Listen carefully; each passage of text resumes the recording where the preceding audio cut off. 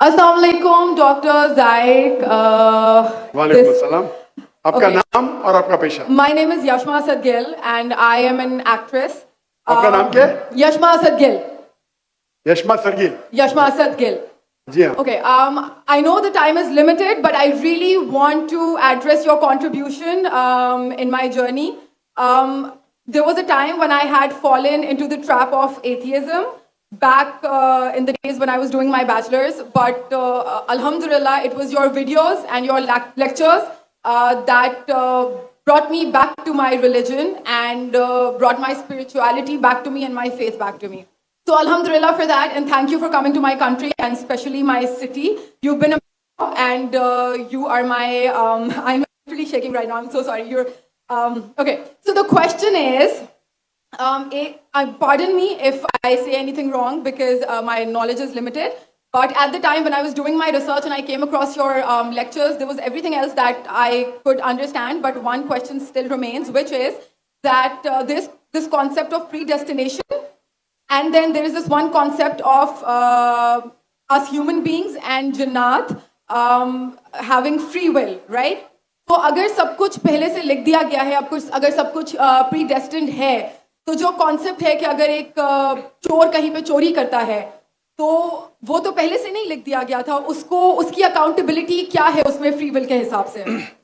बहन ने एक अहम सवाल पूछा है और वो कहती है कि पहले वो एक्ट्रेस थी और वो एथियज्म के जाल में फंस गई थी और मेरे कैसेट सुनने के बाद अल्हम्दुलिल्लाह वो वापस दीन की तरफ रुजू की और अल्लाह सुब्हानहू व तआला ने हिदायत दी. उनका मेन सवाल है कि कदर के बारे में. मैं आपको मुबारकबाद देना चाहता हूँ कि आप एक फिल्म इंडस्ट्री से वापस सही रास्ते पे आए. बहुत मुश्किल है, अगर मीडिया के जाल में फंस जाते तो निकलना मुश्किल है, लेकिन अल्लाह ताला काफ़ी लोग को हिदायत दे रहा है. आपको भी अल्लाह ने हिदायत दी.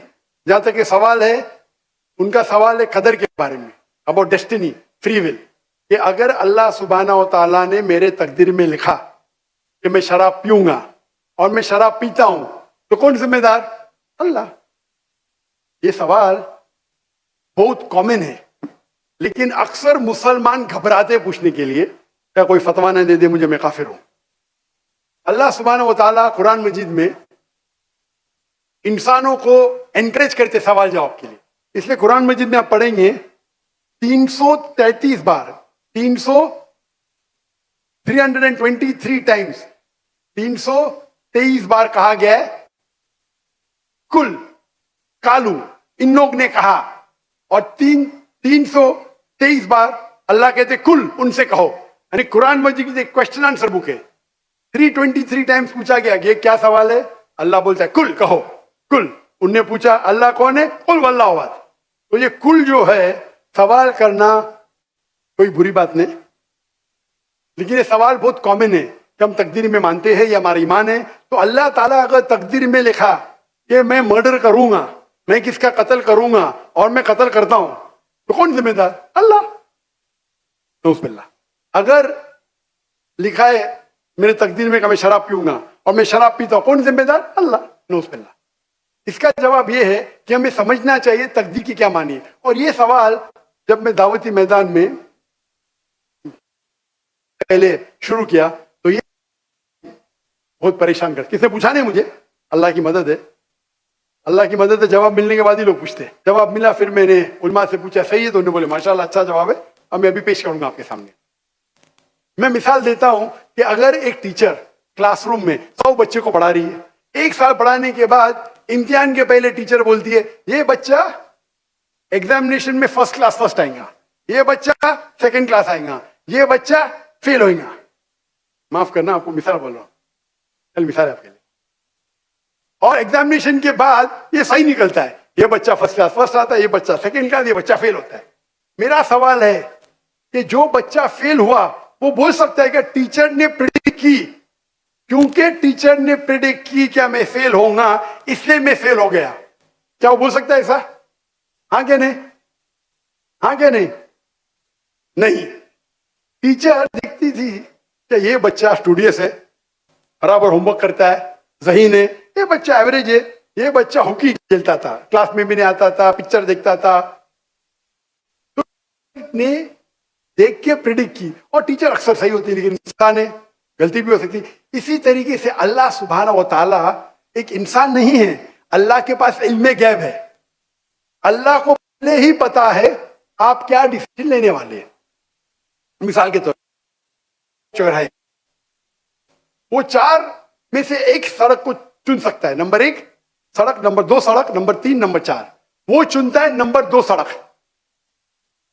چوائس کس کی؟ چوائس کس کی؟ انسان کی. ہاں کیا نہیں؟ ہاں کیا نہیں؟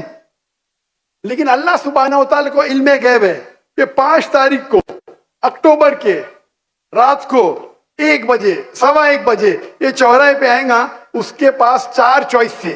سڑک نمبر 1, سڑک نمبر 2, سڑک نمبر 3, سڑک نمبر 2 چنے گا. تو اللہ تعالیٰ لکھ دیتے تقدیر میں پہلے ہی کہ یہ انسان 5 اکتوبر کی رات کو 1 بجے 1:15 بجے سڑک نمبر 2 پہ چنے گا. تو سڑک نمبر 2 کس نے چنا, اللہ نے یا کیا انسان نے؟ اللہ نے چنا یا انسان نے چنا؟ انسان نے چنا. تو کون ذمہ دار, اللہ یا انسان؟ اللہ یا انسان؟ انسان. وہ آگے جاتا ہے اور 3 سڑک آتے, سڑک اے, سڑک بی, سڑک سی. وہ چنتا ہے سڑک اے, اللہ تعالیٰ جانتا ہے کہ وہ سڑک اے چنے گا, لکھ دیتا ہے. کون ذمہ دار؟ انسان.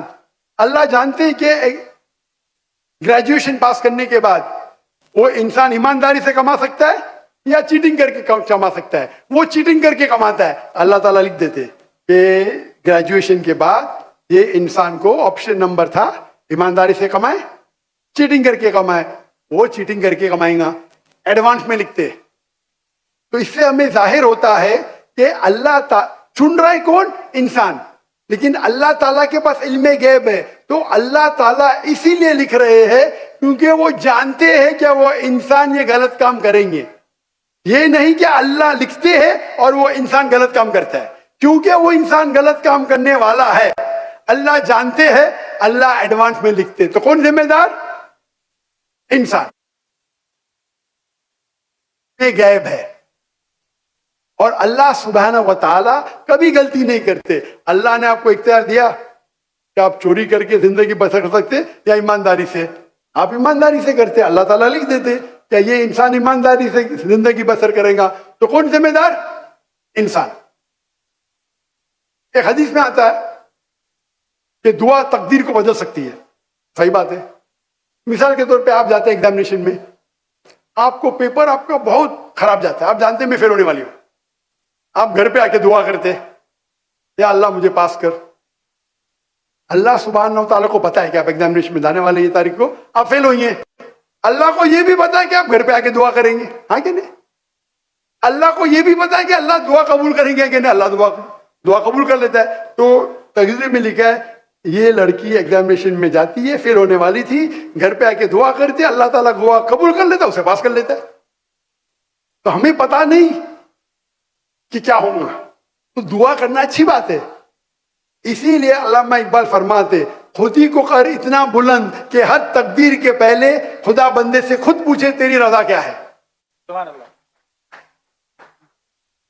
تو تقدیر کا مطلب اللہ سبحانہ و تعالیٰ نے آپ کو اختیار دیا ہے. 100% نہیں, 95%, 90%. میں چاہتا ہوں میں دنیا کو تباہ کر دوں, اللہ تعالیٰ نہیں کرے گا. لیکن اللہ آپ کی چوائس آپ کے اوپر چھوڑا ہے. آپ کو ہدایت دی قرآن میں اور حدیث میں, آپ فالو کرو نہیں کرو آپ کے اوپر ہے, آپ کے اوپر فری ول ہے. لیکن اگر آپ کوئی غلطی کرتے آپ ذمہ دار, آپ کوئی اچھائی کرتے آپ ذمہ دار. تو اسی لیے تقدیر کے بارے میں اللہ کو علم غیب ہے. تو جو بھی غلط کام کرتے ہیں آپ کرتے ہیں, اللہ تعالیٰ آپ سے نہیں کرواتا. تو یہ اگر آپ سمجھ لیں گے تو انشاءاللہ آپ قرآن مجید کی جو تعلیمات پہ عمل کریں گے اور انشاءاللہ آپ جنت میں جائیں گے. Hope the answers the question.